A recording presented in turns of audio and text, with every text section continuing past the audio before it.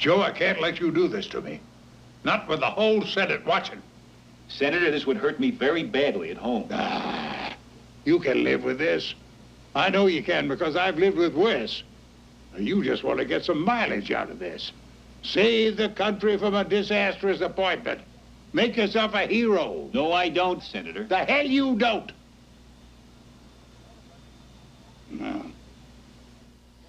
Melvin Douglas and Alan Alda in a confrontation between ethics and loyalty in The Seduction of Joe Tynan, one of 5 new movies we'll be reviewing on sneak previews. And across the aisle from me is Gene Siskel, film critic of the Chicago Tribune. And this is Roger Ebert, film critic of the Chicago Sun-Times. Now, in addition to The Seduction of Joe Tynan, which we both agree is a terrific picture, we're going to review 4 other films. And get this, we disagree on every one of them. The other films are Real Life, a comedy by Albert Brooks, Cage Aux Folles, a French farce that's proving to be quite a hit all around this country, Over the Edge, a story of teenage rebellion. But first, Roger begins with another movie about kids. This one's called Rich Kids. Well, there once was a time, Gene, when movie kids lived in the best of all possible worlds, and if they somehow got into trouble, Lassie would save them. But in the mean old world of today, that's no longer quite the case, and so recently we've had a bunch of movies about kids trying to survive in a society where even the grown-ups don't have the answers. And now comes Rich Kids, about 2 kids trying to grow up in a fashionable Manhattan neighborhood while their parents bounce back and forth between adultery and psychiatry. For kids like these, even spending the night at the house of a friend gets a little complicated. How was school? Fine. Good. I have to go now. Why? Well, if I'm not home by 5, my mom panics.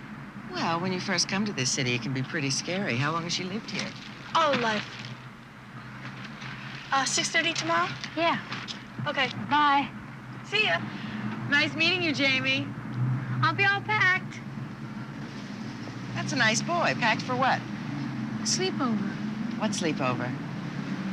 I told you. Tomorrow night at Jamie's. Oh, hold on. You said yes. I said yes to what? When? This morning. Jamie is a boy. Well, your father will never hear of it. He's never here to hear of it. He's here tonight. But you're not.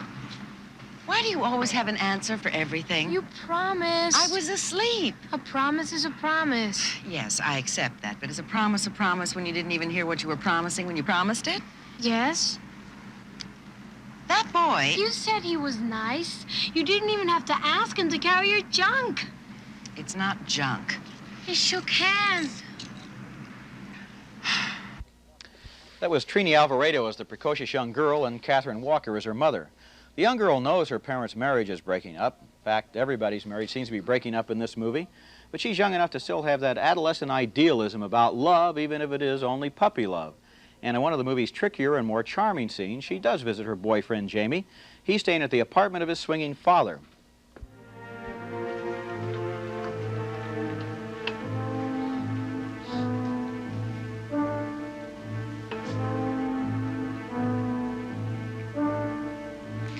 I can't look.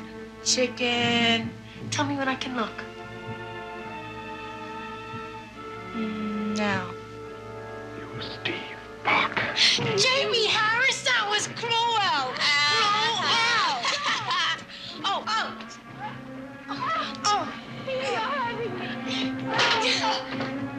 Let go.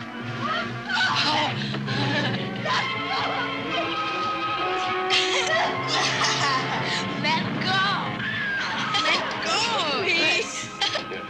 Say I'm not cruel. No. Say you'll never tickle me again. No. You're not cruel and I'll never tickle you again. That's better.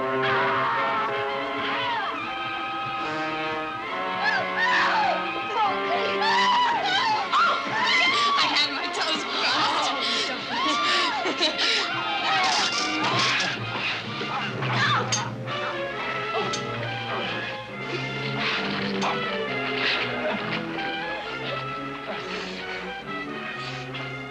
What do we do now?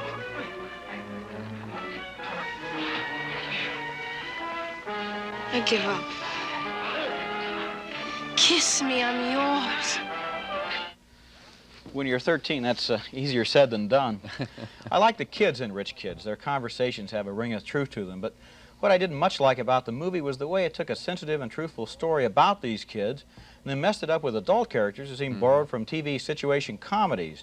Just when the movie has us involved in these kids' personalities, it cuts to the adults in all sorts of cynical situations with clever one-liners that are really just kind of downers. It's almost as if instead of going with the kids, the filmmakers wanted to hedge their bets. So I take it you're not a big fan of the picture. I liked it so-so. I could have lived without it, Yeah, I could have. Except for the kids. I really got warm about the kids. Except that even with these kids, they're so bright that you're always aware that someone's writing cute dialogue for them. But they're a heck of a lot better than the adults, who are a bunch of boobs in this film, especially the men. The woman that wrote this picture must not like men, because every one of these guys is sort of an idiot, obnoxious. You don't know why anyone's around them. You don't know how they created these rather interesting children. You're right, the film had something to say about young people. It should have left the adults out and go right to the young people. You know, there's one thing that bothered me even about what they did with the kids, though, that this last scene might kind of refer to. These movies are made by adults. We've had a lot of movies this summer about adolescents, say 13, 14 years old.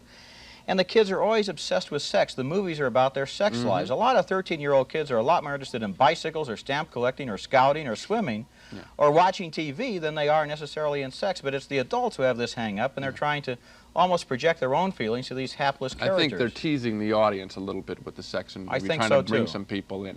Now we come to a comedy. And a sense of humor, I think, is a very personal thing. And so I think you're going to find out now something about me when I say that I really enjoyed the comedy Real Life by Albert Brooks.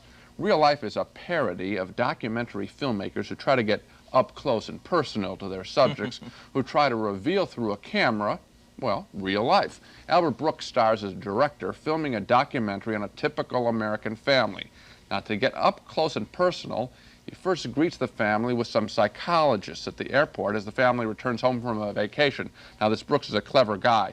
He's built special cameras called Ettenauer 2000s with the cameramen wear over their heads.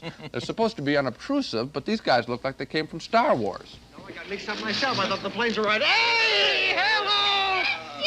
He barely knows me. Welcome home. Aloha. Look at this now. Look at this. Real orchids. Hello, Mrs. Yeager. And you, oh, look at this. Come here. Look at that. Okay. Do we know everybody? These, of course, are the Ettenauers. I think you read the literature on them. These are my two psychological consultants. They're going to be with us for the entire year, making sure everything is just perfect. Did you meet Howard at the Institute? I don't think so. Dr. Howard Hill. He's from the Institute, huh? This gentleman's going to be with us for the entire year. Yes, he is. I won't be degrading. I'll do it right this time. I'm Dr. Ted Clary. I'm not really a consultant. I'm more of an observer. You see, I'm writing a series of articles on this project for the Journal of American Psychology.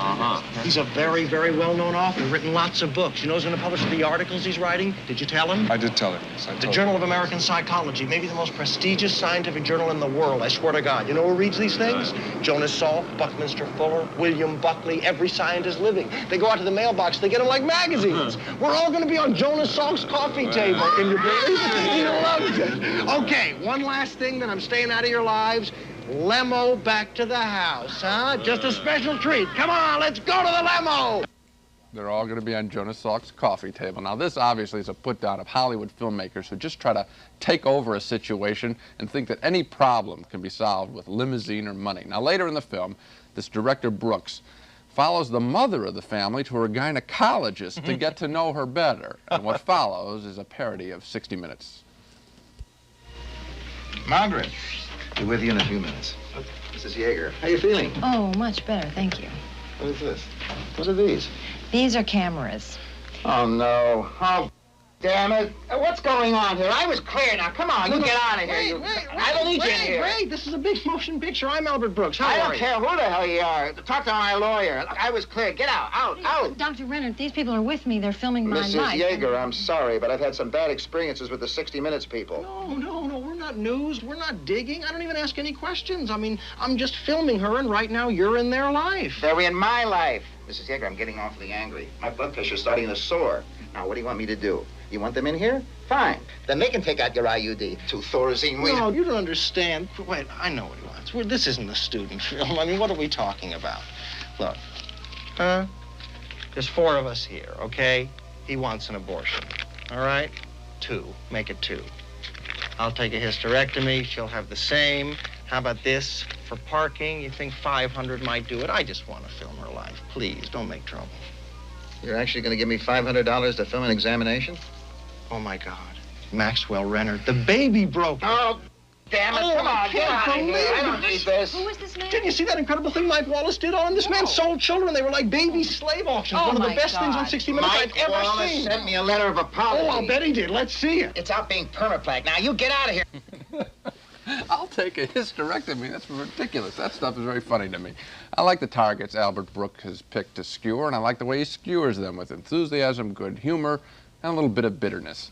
Now, Roger, you told me that you saw the picture and you disagree with me. I did kind of let that drop, Gene. In fact, I think I was screaming at you before the movie, before the program began. That's funny stuff. You're talking about, you said, this tells us something about you. I don't know what it tells you, except that humor is involuntary. People who laugh at something can't necessarily explain it rationally. I can't explain why you laugh at this picture. I did not find it funny. I found it very unfunny. The first 15 minutes might have made kind of a nice short for Saturday Night Live or something, which is where Albert Brooks came from. But then it just repeated the same comic premise over and over and over again. You see, and I think it built. First, he greets him at the airport. Then he's into this woman's doctor's office. Eventually, in his effort to make a film that's successful and dramatic, he burns their house down. And look at this guy. Look at this guy. You're making a movie yourself. You're sitting here giving me this stuff in such a way that makes me laugh at it. Yes, I love You're comedy. funny describing the things, but the movie isn't funny when it shows them. Well, that was my response to the picture. This guy strikes my funny bone. This enthusiasm, this blindsidedness of a Hollywood director knocks me out. Okay, in that case, we disagree, right? Okay. You think that movie was funny. I think the next film is funny, so I recommend mine. Okay. You recommend yours. My film is called Cage Aux Folles, and it's one of those movies that's hard to describe without misleading people because it sounds kind of like one kind of movie and it plays like another. It's about a homosexual nightclub owner in the south of France who's lived very happily for the last 20 years with a transvestite star of his show. But then one day the club owner's son comes home and announces that he's going to get married to a girl. And he wants to bring his bride home to meet the folks. But since the bride's father is a government minister and totally anti-gay, well, that causes certain problems. And in desperation, the gay father tries to give his friends lessons in how to act macho. C'est ça. Et on rentre à la maison. Allez, viens. Non, mais attends. Je vais me rafraîchir un peu. Non, non, non, non. Qu'est-ce que j'ai fait? Mais qu'est-ce que c'est que cette façon de marcher? Qu'est-ce qu'il y a? Marche comme ça ce soir et adieu Berthe. Qu'est-ce qu'elle m'a fait? Viens ici, viens ici. Qu'est-ce que tu veux? Essaie de marcher comme John Wayne. Le cow-boy? Oui. John Wayne, tu descends de cheval, tu t'avances vers le saloon, envoie valser la porte et crac, tu peux essayer. Que je fasse John Wayne? C'est ça. Eh ben alors. Ça, c'est John Wayne, jeune fille. Alors, PD?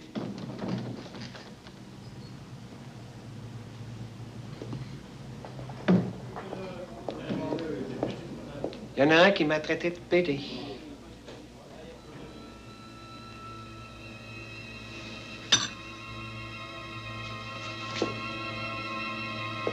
Il va voir.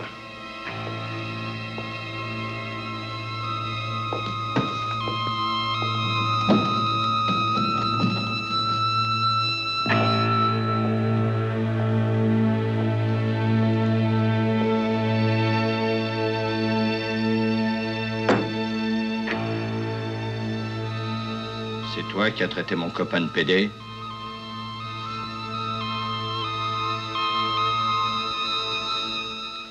Looks like they're going to need John Wayne to get out of that one. Well, things really get complicated when the bride's family finally does show up, and I want to see if you can follow this. Now, the kid wants to introduce his parents to his in-laws, right? So he's got to have a mother.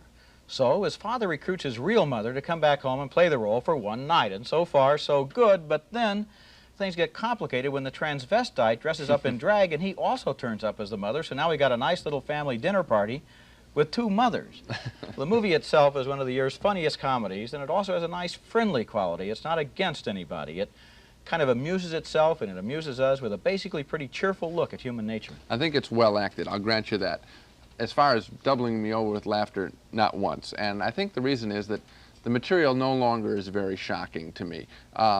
This film was based on a play that was written in France, I think, number of years ago, about half a dozen years ago. Been playing in Paris for the last 6 years. Yeah. I think if I had seen it when it was first written, there might have been a little shock that this straight-laced person gets confronted by these homosexuals. But now that stuff is sort of normal, and it doesn't work for me. I couldn't disagree with you more. I don't feel in any way that the movie works because of or because it lacks shock value. It's not shocking. It's a comedy. It works because of a clockwork plot where people come in at the wrong minute or walk out at the wrong minute or say the wrong things or something, situations like that. It's not supposed to be shocking, I don't think. Okay, and I didn't think it was. But now we come to something that I think we agree on. At last. That one of the more talented people out in Hollywood is actor Alan Alda, right? Yes. Okay. Okay. In addition to acting on the popular TV show MASH, Alda writes and directs a few episodes of that show, MASH, each year. Now, he's a very good writer, and he proves it in his new film, The Seduction of Joe Tynan, about a United States senator seduced by the prospect of getting greater and greater power. Now, in addition to great power, a person is tempting Alda, and that's a young lawyer played by Meryl Streep, who wants Alda to vote against a Supreme Court nominee whom she considers a racist. Now, when Streep and Alda begin working together on this case, they're drawn to each other nervously because they're both married. I have a 1970 decision on segregation. Makes him look really bad.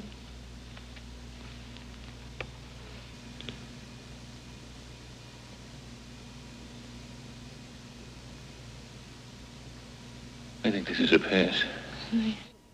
A nice kiss and terrific writing there. A beautiful scene. You remind me of John F. Kennedy, I think, is going to be one of the great lines in the history of movies. Guys are going to be using that line in singles bars from now on. But things don't go easy for Joe Tynan. Everything he chases has a price. And the price of chasing Meryl Streep is his relationship with his wife, Barbara Harris. Now, as their marriage breaks apart, in a last-ditch move to protect himself from himself, Alan Alda asks his wife to move their family home from New York to Washington. What would you think about living in Washington? You mean move there? I think I need you down there.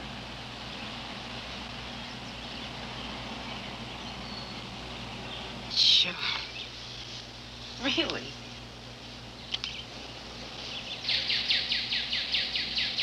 Think about Washington, will you?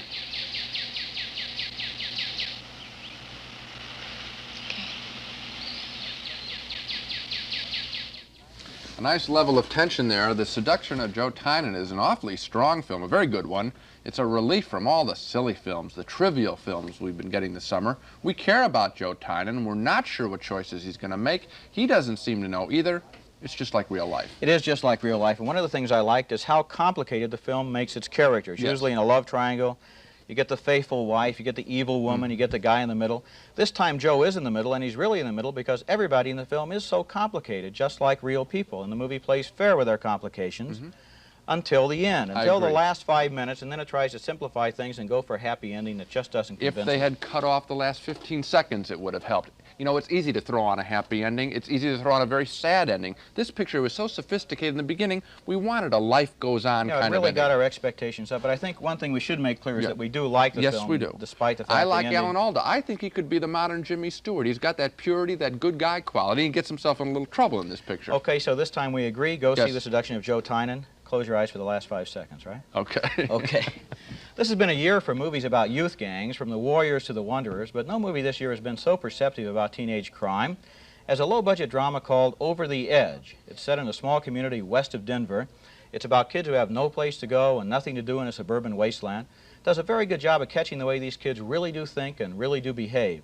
And here's a scene where the hero comes home to face his parents after being beaten up by a couple of young local hoods. Carl! Come over here. I want to talk to you.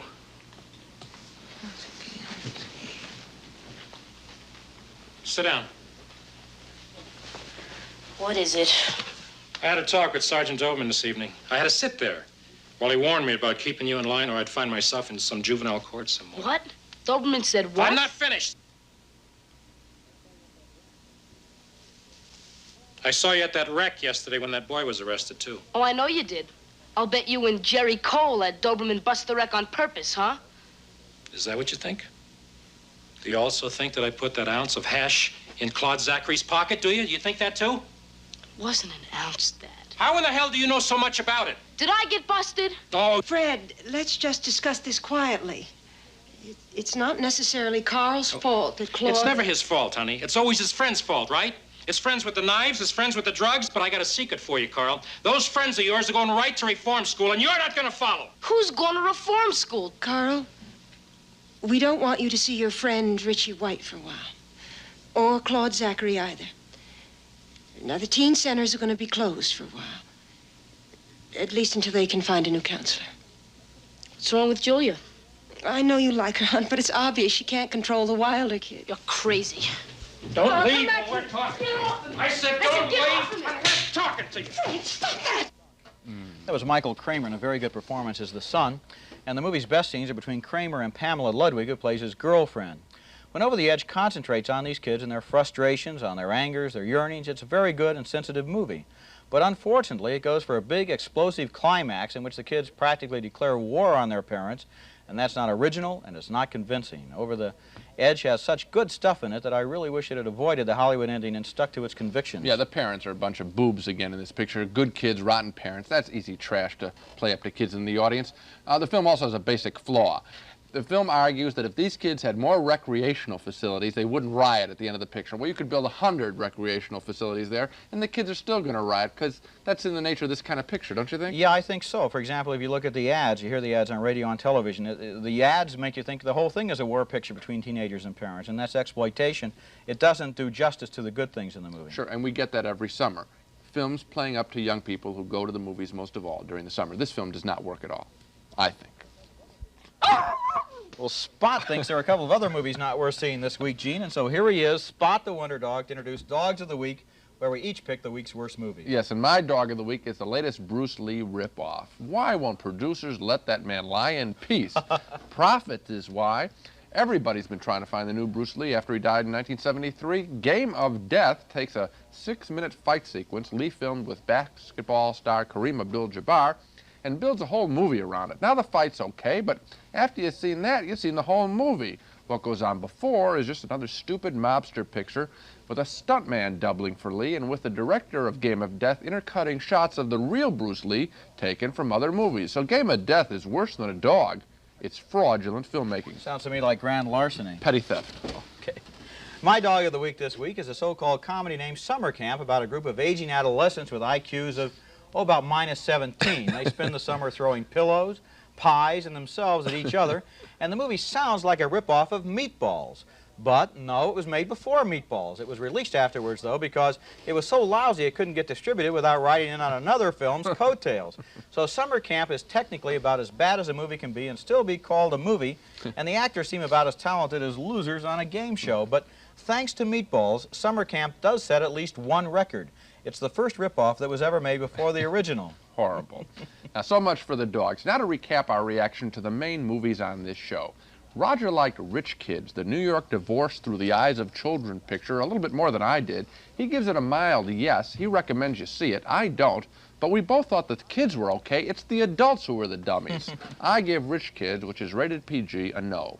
We also disagree on the Albert Brooks comedy, Real Life. A strong yes from me. Roger wonders if he saw the same movie I did, because he says a strong no. I'm wondering what you saw, Roger.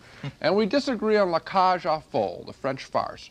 Roger thought it was delightful. I thought the subject was old hat, but well performed. He says yes, I say no. And how about this, another disagreement. Roger liked Over the Edge, the teenage rebellion story. He liked it sort of. Again, I like the kids, but the adults were cartoon goofballs. I say no to Over the Edge. Finally, agreement on The Seduction of Joe Tynan, Alan Alda's movie. We both say yes enthusiastically. Since we both say yes, I guess we know what we really like, at least on that one. So in the midst of all this critical carnage, you're saying we can agree on The Seduction of Joe Tynan as one movie to go to see this time. And maybe also what we're saying is when you try and put kids and parents together, it's too easy. You make a sloppy film if you make it all good kids and all bad parents. So let's have more bad kids? That's a good idea. Okay. That's it for this show. Next on Sneak Previews, we'll be taking a look at Time After Time, starring Malcolm McDowell as a Victorian detective transported to modern-day San Francisco. Also, When a Stranger Calls, about a terrorized babysitter. And Monty Python's controversial new comedy, Life of Brian. So until then, see you at the movies.